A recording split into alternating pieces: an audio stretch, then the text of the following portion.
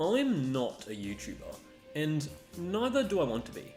Or at least I think I'm not a YouTuber, but considering at this point it looks like I'm going to cover every single episode of this season of ReZero, it's probably harder to convince people that no, I'm not a YouTuber, I'm just some dude talking a little too much about ReZero. So last episode we got this very nice focus on our favourite knight Julius Euclius, and we also fully saw the full power of one Raid Astria, who is kind of an absolute madman, fighting with chopsticks, just scary stuff. And while Amelia passed the test, everyone else is unable to move on unless they too beat Raid. So what will happen next? Are they going to work together in one big clash against Raid? Well, I guess the only way to find out is to watch the episode. Now, in case you're new here, this video is kind of a weird format. It'll have a very scuffed watch-along style reaction of the episode first, before going into a much more focused and hopefully not as scuffed review of the episode. And I know not everyone is going to be interested in that kind of thing, and that's genuinely fine. Like, I don't blame anyone for not wanting to watch the whole thing. And so as you can see, there's timestamps on screen, and I'll also put some in the description as like these little chapters or whatever, and you can just watch what you want to watch. So yeah, if you don't care for reactions, or maybe you only care about reactions, I don't know, I won't judge, feel free to skip around. Now then, episode 7 of the season. Already a third of the way through the season, wow. Well, time to jump into the new episode, so, yeah, I guess I'll do that. And into the reaction portion we are. Okay, just finished a exhausting day at work and back into ReZero. Here's to hoping it can cheer up my spirits, but knowing ReZero, it'll probably just bring me down. But in a good way though, but yes. Covering the title as always, because I don't know when I'm going to get spoiled, because I've been told episode titles from now on will probably be spoilery, so, oh my god, there's a skip recap thing, and knowing Crunchyroll, what's gonna happen as soon as I press play is probably not gonna be a recap. Oh my goodness. Hey, I'm gonna give them the benefit of the doubt. Maybe it will be a recap, but low chance of that. All right, ReZero, starting life in another world, season 4, episode 7, starting in 3, 2, 1, play. Maybe. Yeah, no, this is not a recap. My god. Oh. Man, that last episode though. Oh. Great moment for Julius. Just.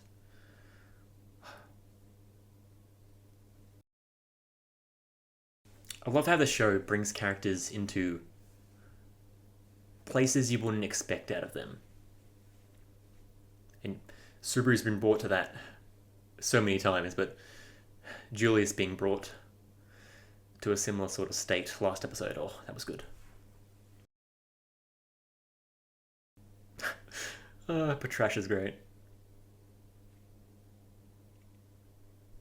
Okay, but Subaru, is that actually what Patrash said, or are you just bullshitting?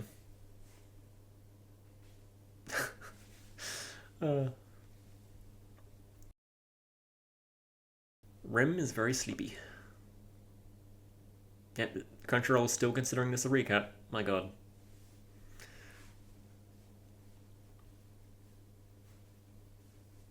No intro? Oh, yes. That's how you know White Fox are delivering pure cookage, as the cool kids say.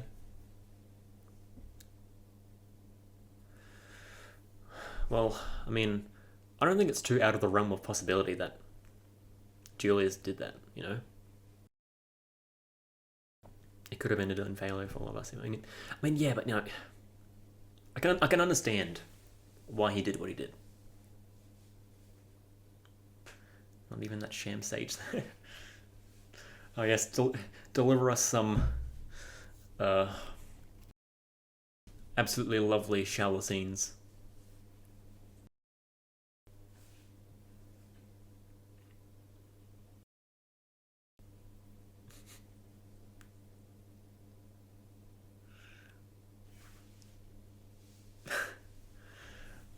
Lovely Ram, whatever. I still never know how to actually pronounce her name. I think you meant to pronounce it in a more Japanese sounding way, so it would be Ram. not ram. Like the animal. Why are they flashing back to that scene? My god. Yeah, they definitely are rather fickle. He just changes up the rules on a whim.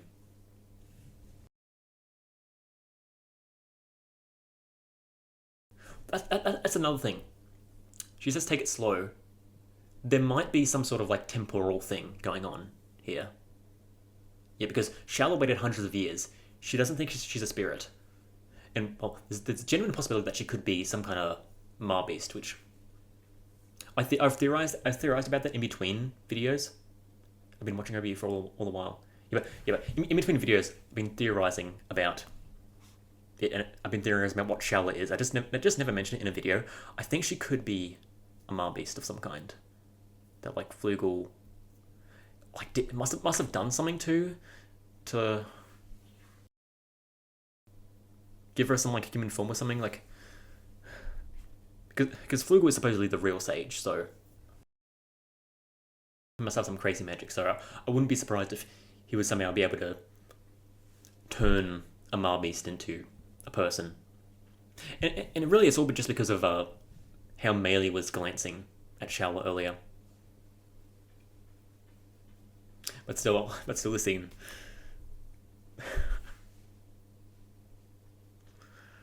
Oh, Betty. Betty.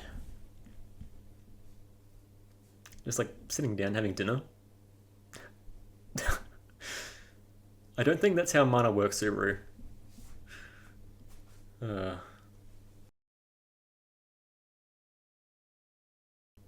So they're just having some like family gathering meal. What next? They're gonna have a school culture festival in the Watchtower. Turn it really slice of life. I wouldn't be complaining though. I wouldn't be complaining.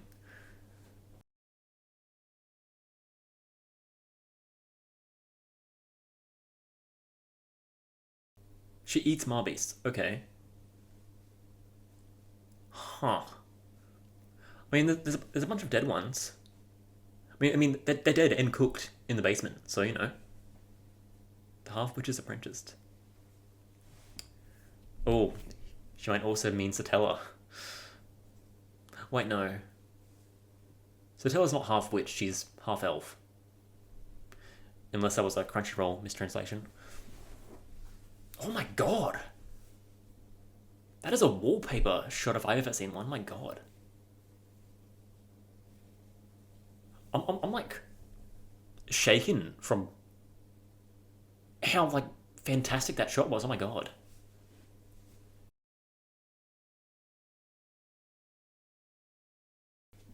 Um, I'm truly delighted that this isn't like season 3 where Bayako was down for the count immediately.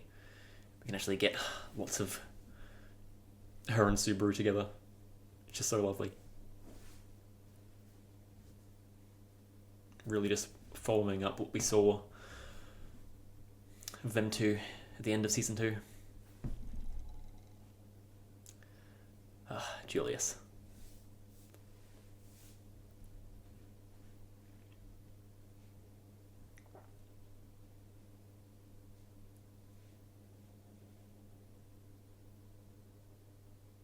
She's so graceful.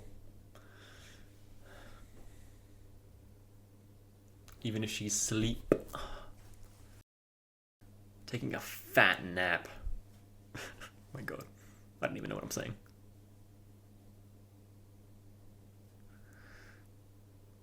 And yeah, we saw that in the break time, just his devotion to Lady Anastasia.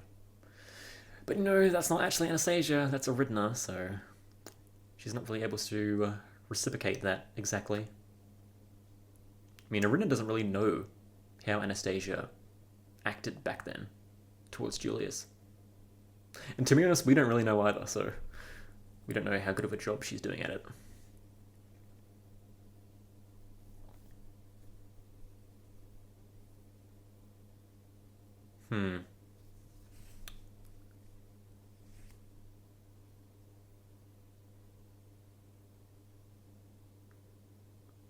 This is very serene music.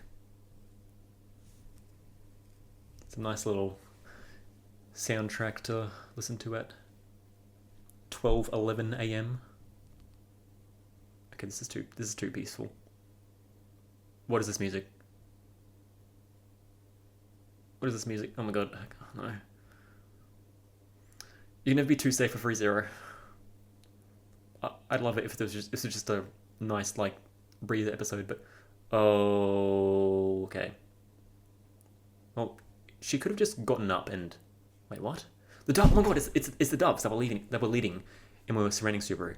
So, are they finally gonna talk about their importance? Because we've seen these doves like so much throughout the series. When Subaru first arrived in Lagunica, the From Zero moment, but one's inside now. And it almost doesn't look real.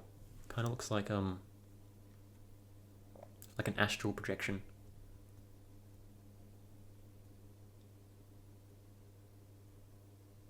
Okay, we weren't given a good laydown. Okay, so I'm guessing that was a stairway? Or like a break room that they were having dinner and whatnot. There's some snazzy boots you got there, Subaru. My god. Oh. Okay. Oh, so that stairway that went up to Raid's area, that wasn't there originally, so maybe this place just changes? So is he outside now? Or on a balcony? Oh. Why are the doves around her?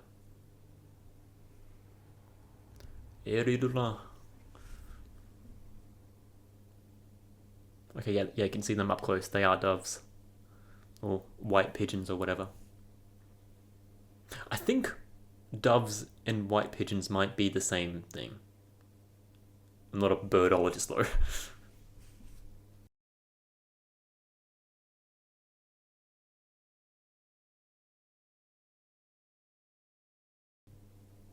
You know, get that nice, cool nighttime breeze.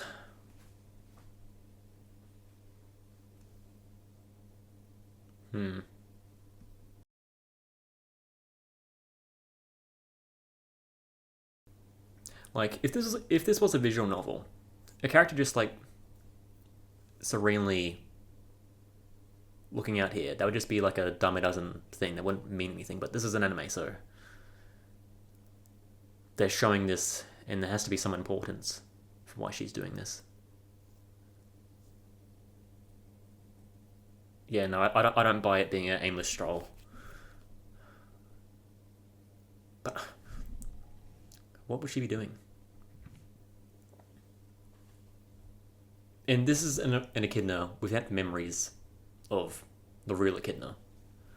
So even though echidna likely had a part to play in this tower with the memory stuff, huh? Why the eye close up?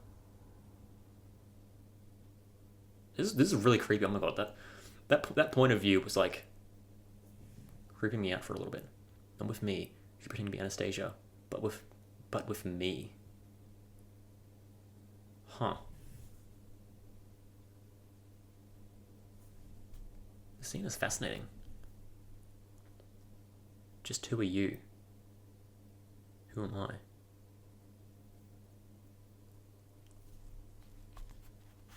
Just gonna get real introspective here. Just who is Subaru in this world?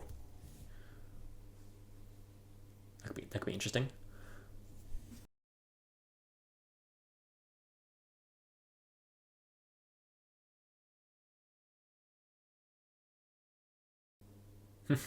Yeah, just a little bit of an incident.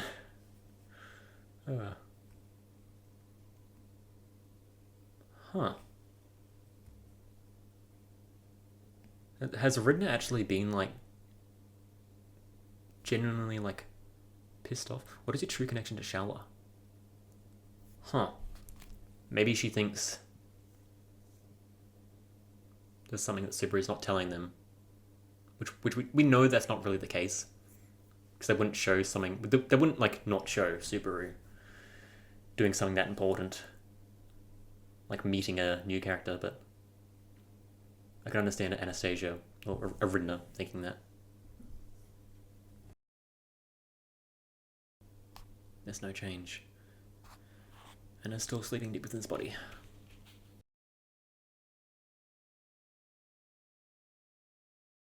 Also, can I just say, the lighting that they're doing for these nighttime scenes is just very pleasant. That state.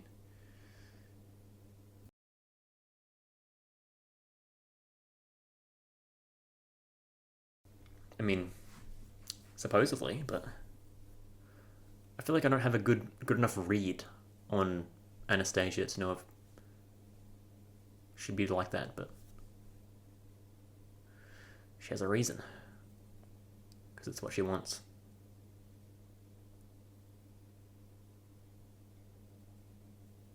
Whose voice is this? Whose voice is that? Is this like... Wait, are the doves like Flugel after death? Okay, no, that was Julius. Oh my god. I had the most like batshit insane theory of what was happening for like 5 seconds. I thought that was like the doves were like Flugel's body just like transported into... I don't know what I was thinking. I don't know what I was thinking, but it's Julius. My god. I feel so stupid, my god. Oh, he knows.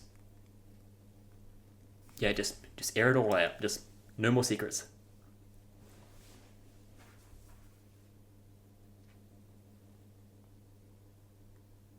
Also, yes, this is outside the tower, so time would theoretically be progressing with the tower.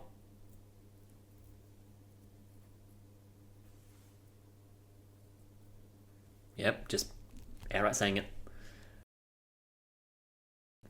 My name is Echidna.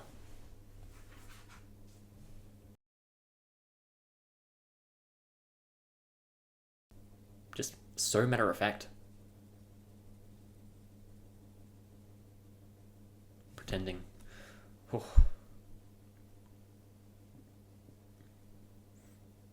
Subaru's that guy.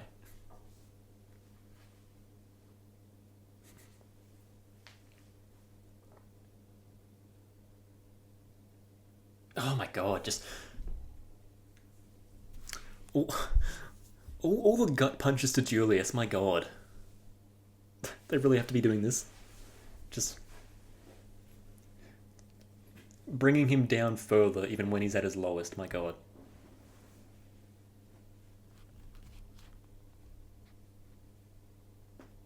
Oh, his voice acting.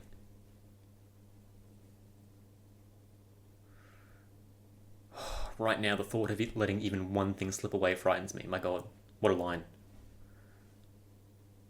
So he barely has anything to hold on to. Just like losing one thing in the state he's in. Must just fill him with despair. If my death would allow Anna to live longer, I would not mind that. That's nice wording. I would not mind that.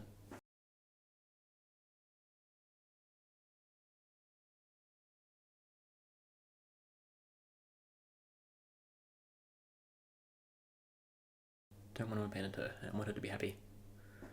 Oh.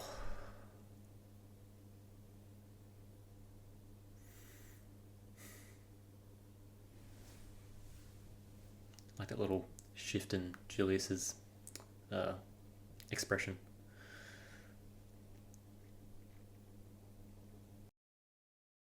He's almost disappointed. But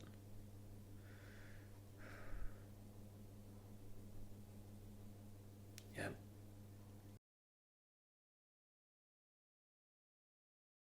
Why did she?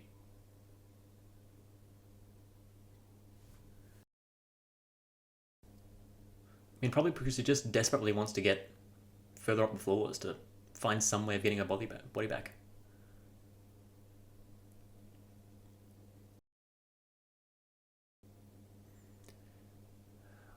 I don't think that was strategic. That was more letting emotions get the better of you.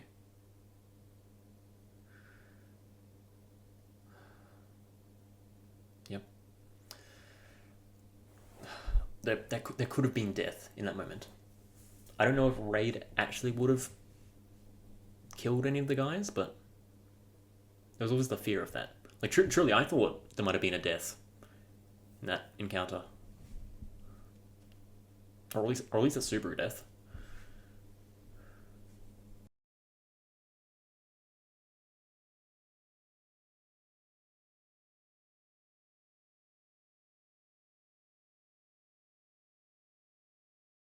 Oh.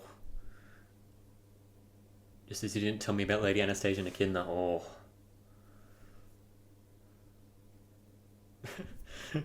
Immediate realization that perhaps he just misspoke. Oh, this motif. Da da da da da da. I've been listening to a lot of the ReZero soundtrack. I don't fully have leitmotifs or whatever memorized as I do for some of the shows, but I can still recognize motifs when I hear it. Sometimes. I know. I know what you were thinking and why you hid the truth from me.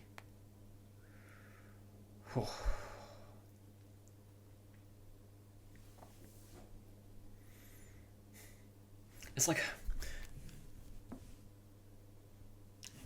it almost feels like Julius knows that what he's thinking and how he feels about things isn't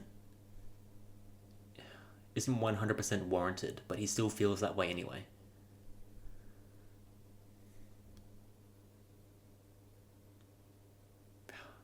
Man. What a turn for this episode.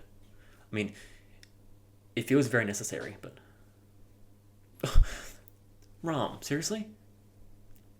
She's been whipping out these pervert accusations over absolutely just random things nowadays.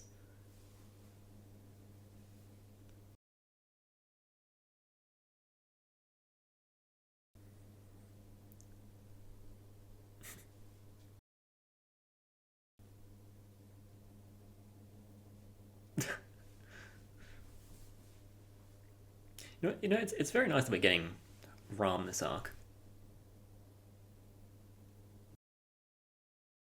When was the last season that really had like good Ram focus? Was it all the way in like? Cause she was a decent bit in season 2, but even then there wasn't much. So now I'm almost thinking like, this is the most focus on Ram we've been getting for like since arc 2. What, the first half of season 1? Okay, that's creepy. I don't like that. Just like squeezing into dark corridors. Okay, no, that was a door. Oh my god. Ugh. Just the idea that it could have been a dark corridor. Oh my god. Yeah, okay, time does pass. Good to know, good to know.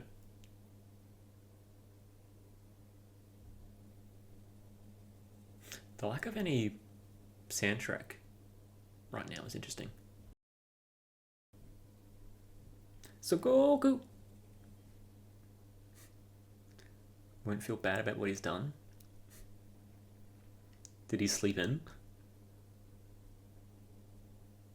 Oh yeah, I'm guessing the watchtower was changing around rooms or something. That's why they couldn't find him.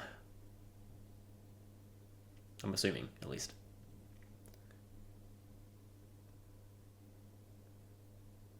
What does this mean? Subaru? What? What? Wait. Wait. Is Gluttony here? Did Subaru lose his... Did Subaru lose his memories? Wait. What actually happened when Subaru... Was Gluttony behind that door? What? I was just confused for a little bit, being like, okay, Subaru's being quirky, but wait. What? But...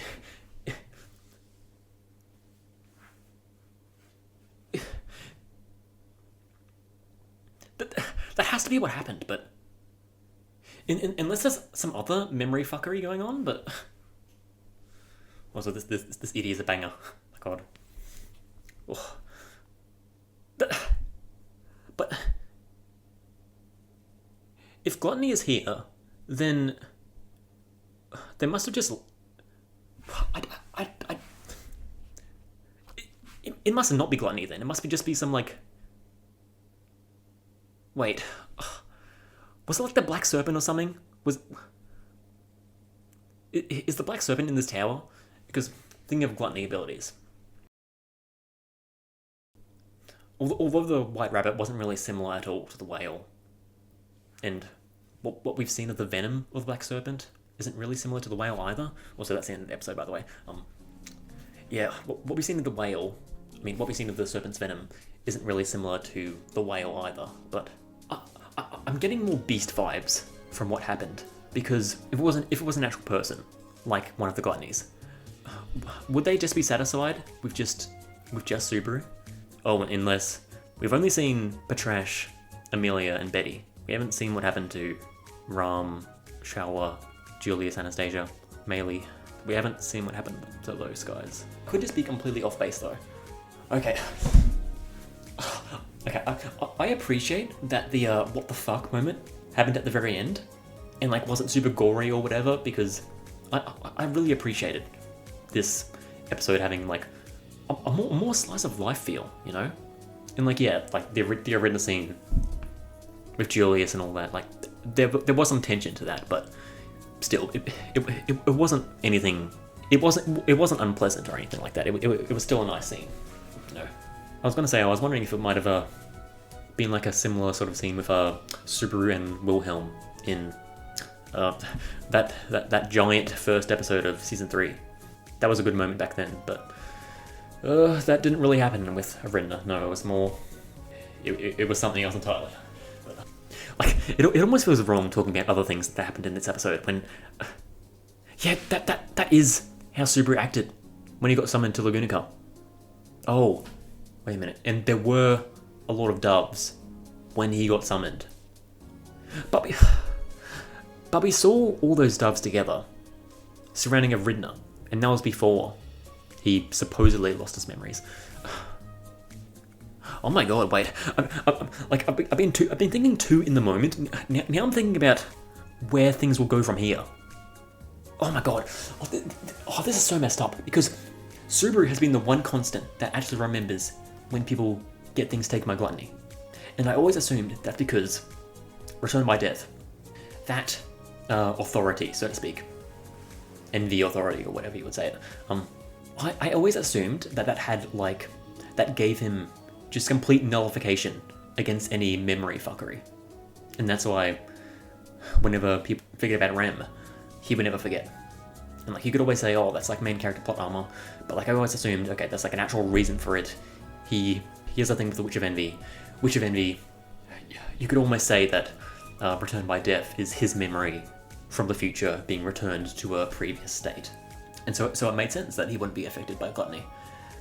But him losing his own memories, does that conflict with that interpretation of things? I think it does. Which then that brings to question why he didn't get his memories erased before. I mean, his memories of Rem erased. Unless being targeted directly is like... There's no defense for that, but there is defense in other situations. This is so... Out of all the people to be gluttoned again, why Subaru? Why Subaru? I'm like going in circles. I'm like, I keep trying to convince myself that that's not what happened, and that I'm just like horribly misconstruing it, which would be terrible for the video, but would ease my sanity just knowing that I'm wrong. But I don't think that's the case. Oh. Where do things go from here? Because I've had this fear in the back of my mind that maybe this is all for naught and the things eaten by gluttony are gone for good, or it's like a digestion thing and they waited a bit too long for Rem, but maybe they could get Julius and some of the people attacked at Pre-Stellar first. Maybe they could be saved, but because Rem has been lost her identity for a full year, she might not be able to get back. But no, they wouldn't do that. They wouldn't just destroy character development like that. Especially Subaru, they wouldn't. I don't know though. They played that scene so casually as well. It's like you see this show mostly from Subaru's perspective so much. Like there's rarely episodes where there won't be Subaru in it. Like the one that comes to mind was the one with Wilhelm and Teresia and Heinkel. Like there was no Subaru at all that episode. But so they really try and focus these episodes on being from Subaru's perspective. And so if he did get his memories wiped, this would naturally be how you would direct and show a scene of Subaru just waking up and seeing these fantasy characters and this ground dragon and this mystical little garden. Oh my god. Subaru's been so helpful as well. Just, again, not physically, but he does so much better than he gives himself credit for. Like, so much that happened with Pre-Stellar and the Sanctuary just wouldn't be the same if Subaru wasn't there. Like, he's important. He might not accept it he might not accept it all the time, but he's important. So him being back to square one, that's gonna make things tough, especially if Gluttony is just roaming around this tower. I don't even know what to say anymore. I'm just flabbergasted. I'm befuddled. I'm dumbfounded. I'm domthinkled. That's not actually a word. I don't even know what I'm saying anymore. I'm dumbstruck. The slice of life stuff was so lovely, but I probably missed so much hints in the dialogue and stuff like that. They're really seeding the stuff of Shaola and the doves, like that scene showing the irises of the doves looking at them. Wait, Rui can change how she looks like. Because I thought that scene showing the close up of the dove's eyes were creepy. And I didn't say it at the time, but I thought that it weirdly looked like the white whale, where it shows close-ups of that creature's eyes in those episodes. We only saw Rui transform into a different person, not an animal. But could that have been Rui? And that scene was like, oh, this is near my target. Like, oh, target located. Going in for the kill. Or was Ram Rui? No, they wouldn't do that. They wouldn't do that.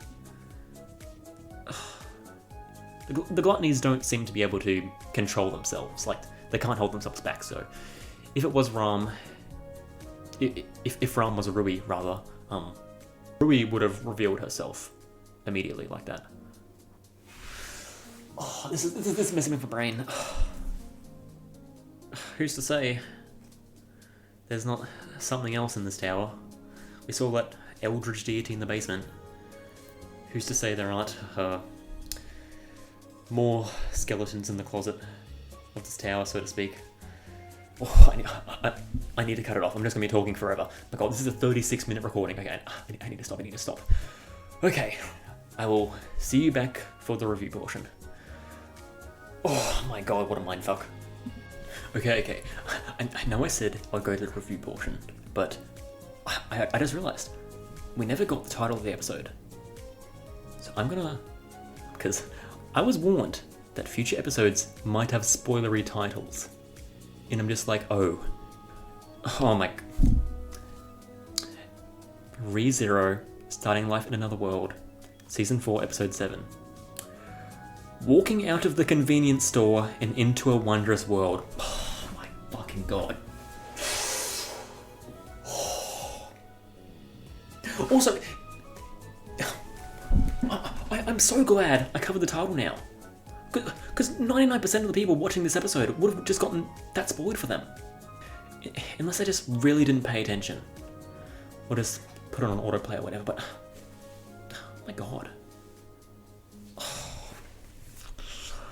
That is a bombshell, but...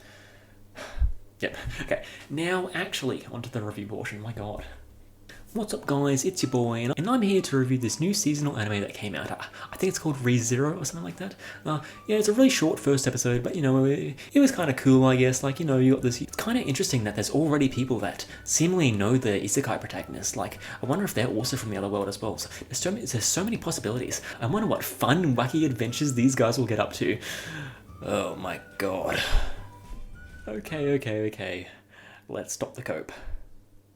What the hell did I just watch? Did that seriously just happen? My mind is racing with a million possibilities. Is Gluttony here? Wait, is this where the Black Serpent is? Wait, those doves were really suspicious and kinda creepy. We know Rui can shapeshift in some way. Was one of the doves a Rui in disguise? Wait, could someone else have been Rui in disguise? Was it Ram? Or is it some complete wildcard, like some other skeleton in the closet of the watchtower, so to speak? Is this Shala's doing? I'm just so flabbergasted by the implications of that last scene. And even more of a crazy thought, what did we not see? Just how much could we have missed out on that Subaru no longer remembers? And the idea of where things will go from here, I don't even know what to think. Either way, congrats to ReZero, I guess, for finding more and more ways to have us seated for the story to come. I am so glad I didn't read the title when I started this episode. This is adding a whole new meaning to From Zero. For 99% of this episode, I thought we were just gonna have some nice, more subdued character stuff, with no crazy fights or trauma or anything like that. But then that last scene happened.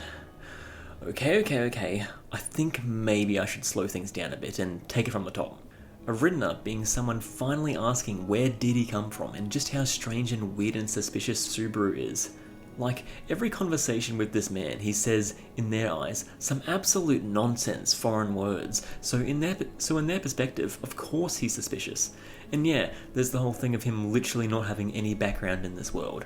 I'm pretty sure the only thing he's mentioned to other people about where he comes from is just the East, which was a mistake on his part, considering that there's literally nothing East.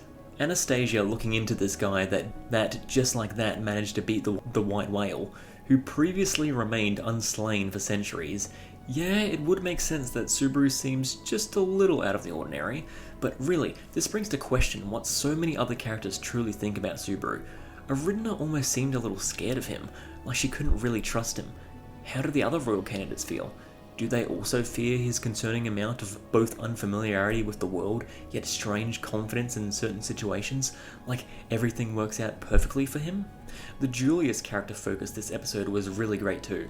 He finally figures out that Aridna isn't the same Anastasia he knows. But Subaru figured it out before him. Subaru, a complete random with no history of this kingdom or the nobles, was able to discern that Anastasia was not acting like herself, before Anastasia's own literal personal knight did. Last week's break time really showed Julius's dedication to Lady Anastasia, so him not being able to figure it out until now, it has to be crushing. The line, "I am terrified of the thought of letting even one thing slip away," it's so poignant to Julius's character since Pre-Stella concluded. He's a man with barely anything left to hold on to, and yet he's finding out that more and more of the things he felt he had left are leaving him. His spirits, his pride as a knight, his perception over Lady Anastasia. They just keep knocking down Julius farther and farther, even when he thinks he's at his lowest. Oh, and they just knock him down even further by the end, because Subaru was the last person that remembered Julius. Now with his memories gone, no one remembers Julius. Julius can't catch a break. The insight for how Aridna feels about Anastasia herself was also quite insightful. Aridna has a genuine deep care for Anastasia from being with her since what sounds like Anastasia's childhood, which is really crazy coming out of Echidna. Like, the version of her in the sanctuary seemed almost incapable of forming real human connections and relationships, but this Echidna, the one with Anastasia, actually caring deeply for someone like that. It's nice to see. Now, it's more than likely the real flesh and blood Echidna did genuinely care about the likes of Beatrice and Ryuzu too, so I suppose Echidna having this level of devotion to someone isn't too unexpected, but still. And damn, Shala is just getting more and more suspicious with every episode, wanting Subaru to have a little fun, wanting to watch over him whether it takes years or even centuries. It's all so suspicious and mysterious, and I don't know what it all means.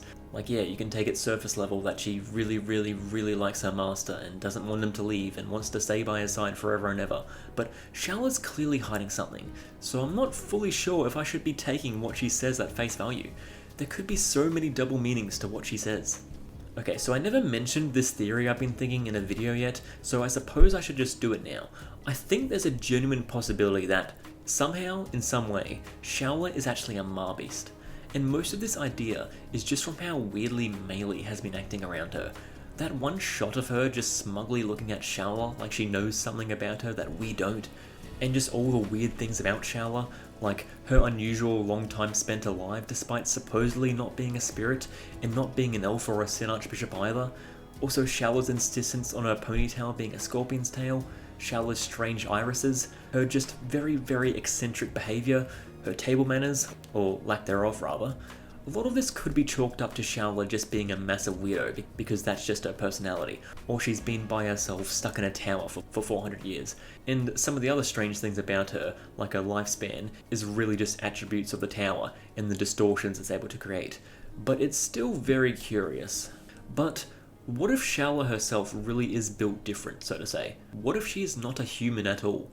What if the reason Meili has such an affinity for her is that she actually is, or potentially was, a Marbeast? More specifically, some kind of desert Marbeast, similar to a scorpion, due to her insistence that her ponytail is a scorpion tail, and also the fact that it just looks like a scorpion tail too. It would explain why Meili clings around her, because her divine protection gives her an affinity for Marbeasts. Heck, we literally had a scene where Meili quote-unquote controlled Shaola, and there's also Shaola's absurd strength.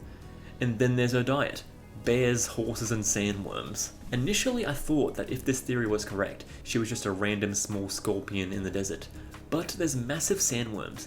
So what if she was actually a giant, great, formidable Marbeast, one of even greater size than the sandworms, and thus would be able to casually eat them? Though, if she was actually a very small creature, maybe that would explain her personality. It's just Chihuahua syndrome. Okay, probably not that. Maybe Flugel beat this theoretical giant sandworm devouring scorpion Marbeast in battle, and thus Flugel earned the Marbeast respect, and Flugel's crazy power of being the sage somehow turned the Marbeast into a humanoid companion for him to travel the desert. It's kind of a crackpot theory, but it is something I've been thinking about in regards to possible origins of Shaola, because this girl is one giant mystery. Moving on, I really loved the look of all the nighttime scenes of this episode. That shot of the tower was especially amazing, but basically every shot of the Erinna and Subaru scene at night was just so beautifully illustrated. White Fox are seriously knocking it out of the park in terms of certain production aspects this season. But throughout so many of these shots are these white doves. What do they mean? I wonder if they could actually be something more sinister than I initially thought, like they've been trying to lead Subaru into a trap this whole time. The close-up shot of the dove's eyes really creeped me out. Maybe it might not mean much, but it still has me weary. Like, it looking at Subaru like that reminds me of the reticle shot they had on Subaru in episode 2 of this season. Like it found its target, so to speak. But like honestly, I could just be going crazy and none of this means anything. Actually, Shaola's line of how she'll be watching Subaru, and then we see the dove's eye literally looking at Subaru. Are the doves under Shaola's control? And if so, does this mean that Shaola has literally been watching Subaru this entire time? I just now made this connection and it could be totally crackpot, but it's interesting to think about. One thing I thought of while rewatching this episode: could something have happened around the first time Subaru fell asleep this episode? Actually, could something have happened the very first time Subaru passed out in the Watchtower in episode 4?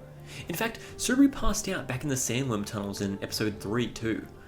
There's some reoccurring pattern with passing out and sleeping for Subaru this season that is rather peculiar. It brings to mind Rem, obviously, since she's asleep and this mission is mostly for her, but otherwise I don't know what specific connection they're trying to make, or if there's something greater at play going on with all these sleepy Subaru moments. Okay, time to finally talk about that part. That last scene. The soundtrack for this episode really benefited in the lead up to the scene happening. The entire episode you feel a slight bit of unease and like something is off or something bad is going to happen, but you don't quite know what. And then just as it seems like you're in the clear, in that, oh, we're just ending the episode with a cute little scene of Patrash, Beatrice, and Amelia. And everything is played so casually and naturally that it takes you a second to even realize what you're watching and connect the dots that, oh no, something went wrong. This isn't how things are supposed to be. Subaru lost his memories, and he doesn't even realize it. It's interesting that only his memories of Lagunica are erased, though. It's making me think that, for some reason, in this world, memories are something literally tangible. Like, memories within Lagunica are all being physically stored somewhere and can be accessed remotely. And that's why Subaru's memories from before being isekai'd can't be taken away, because they're literally not in this world. Either way, there was a cut after Subaru passed that door. There is something we didn't see, and a crazy thought, there could legitimately be entire loops that the audience is not currently privy to because Subaru forgot them, and may be revealed later. And the door. Just what was behind that door and past those stairs? And they apparently just found Subaru lying on the ground. So something must have happened that made him fall unconscious. Actually, what was Subaru even trying to do in the first place? I assume it was he figured out some strategy and wanted to go back to raid or something like that, or maybe to have some kind of strategy meeting with the crew, but he just found a random side door and booked it up a staircase, and it was just not framed in such a way that leads me to think that this was a path Subaru has been to before. Unless this is somehow the third test? Unlikely, but I guess it's a possibility? Or maybe this is self-inflicted, like some deal happened off-screen and Subaru took it, and it required him to lose his memories. Perhaps something with Shaola? Like, maybe something like Subaru figured out some way to pass raid that somehow involved his memories getting taken away? The more I think about this, the more things do not really add up. I truly think there's some other element at play within this tower that we simply don't know about yet. The simplest answer would be that Gluttony is here. Or maybe even this is where the Black Serpent resides? Or maybe this is an attack from Shaola and she's secretly very malicious? But there's too many inconsistencies with all these options. Like, if the Black Serpent was here, then surely its venom would be around, causing horrific damage. And if the Archbishop of Gluttony was here, then that also doesn't feel right. Like, would they really be satisfied with just taking Subaru's memories? Would they have the restraint? Wouldn't they take people's memories of him too? Unless he just got very lucky and escaped somehow before passing out? And Shaola doesn't seem like the right culprit either, because there would have been so many opportunities prior that she could have done this. And what would she even get out of this? Now, obviously I don't imagine this memory loss would be permanent. It would genuinely be an atrocious story decision for the main character to lose all that brilliant character development just like that, and to never get it again. And maybe that's how the victory over Gluttony is made even better, if it ends with not just Rem and Julius getting their identities back, but Subaru getting his memories back too. I can imagine that would be a very satisfying conclusion to this Gluttony problem. Honestly, I thought rewatching this episode and thinking about it more would help, but I've honestly got like 10 times as many questions now, so I don't even know what to think anymore. And the title drop really goes to show what this Subaru's perspective on this is. He's just walked into a wondrous fantasy land. He's going to be in for a rude awakening, that's for sure. Okay, time to talk about the break time. I honestly don't have much to say about it, other than it's just another great Julius scene, and honestly, if you haven't been watching the break times for this season, at least watch this one, because while it's not any earth-shattering lore details or anything like that, this one is just such great character stuff for Julius, and how he feels about his prior relationships and losing people's memories of him, and yeah, it's just good stuff. Okay, wow, what an episode. I've exhausted everything I can say about it for the time being, so I won't waste any more of your time, so I'll just end the video, I guess.